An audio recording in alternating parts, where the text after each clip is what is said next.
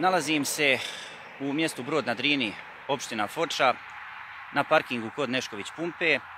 Iza mene imate dva očigledno pretovarena kamiona koji čekaju rane jutarnje časove da bi krenuli, odnosno da bi dobili signal da je uklonjena vaga koja mjeri pretovar kamiona u Goraždu, jer oni su, po mojim informacijama, krenuli prema Rogatici i Sokocu. Mi iz kluba Srpske demokratske stranke mjesecima apelujemo i na nadležne institucije i na direktora šumskog gazdinstva Maglić i narodnog poslanika Spomenka Stojanovića da se oglase povodom ovih naših informacija do kojih smo došli, ali oni prosto ne reaguju jer njima očigledno odgovara ovaj sistem.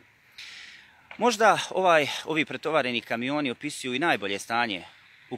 u kojem se nalazi opština Foča i naša Republika Srpska, i naravno da se niko neće oglasiti,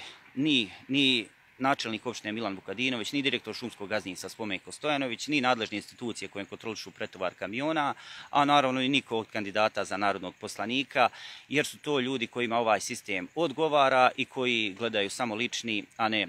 opšti interes.